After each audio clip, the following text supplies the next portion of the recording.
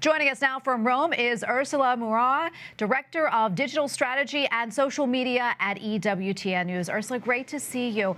Can you tell us a bit about what it was like this week, especially for the funeral? Hello, Tracy. Well, history was made today. Over 1,000 journalists from at least 30 countries were accredited to cover the funeral of Pope Benedict XVI. And I can assure you that our EWTN News team and all Catholic media outlets, starting with our Vatican News colleagues here, have played an indispensable role. Many pilgrims from different parts of the world managed to arrange last-minute trips to Rome to attend this funeral, but obviously the vast majority of Catholics could not attend.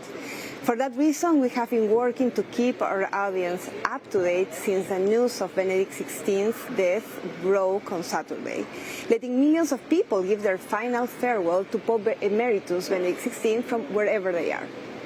And Ursula, as we mentioned, you're the Director of Social Media for EWTN News. What has been the reaction of the faithful on social media to the death of Pope Benedict XVI? Well, in 2005, I covered the death of St. John Paul II and the election of Benedict XVI. At that time, Facebook was a platform only available for college students, and YouTube was a few weeks old. So this is actually the first time that a pope has died in the social media era, and that his funeral was broadcasted live on more than just TV. Benedict XVI was also the first pope ever to use social media by using a Twitter account beginning in December 2012, a couple of months before his resignation. I can tell you that it is a blessing to use all our EWTN News social media platforms to share live broadcasts, videos, and stories honoring Pope Benedict XVI. As well, we have discovered many moving testimonies on social media from people from all over the world telling their own memories about Pope Benedict XVI. Let's remember that he was a reigning pope for 8 years, but an emeritus pope for 10 years. But still, we have found many young people who treasure his legacy, and some of them even credit him with their own conversions after reading one or more of his books, encyclicals, or even his catechesis.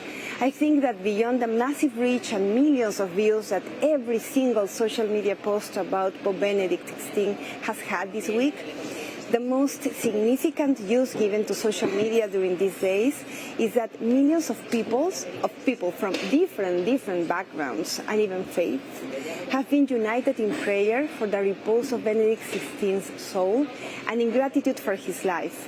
In every single post, either a photo, a video, or a link to our news, we could find so many comments of people offering prayers of thanksgiving for his life and for his service to the church and the world.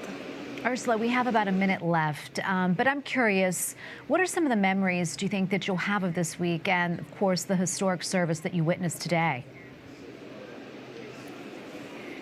Well, there are several memories that I will keep in my heart for sure. The transfer of his body to St. Peter's Basilica on Monday, the crowds coming to pay their last respects, Pope Francis blessing his coffin as the funeral mass was coming to an end today, and the crowd even chanting Santo Subito as his remains were transferred to the Vatican grottos. Yesterday, at his weekly general audience in the Vatican, Pope Francis called him a great master of catechesis.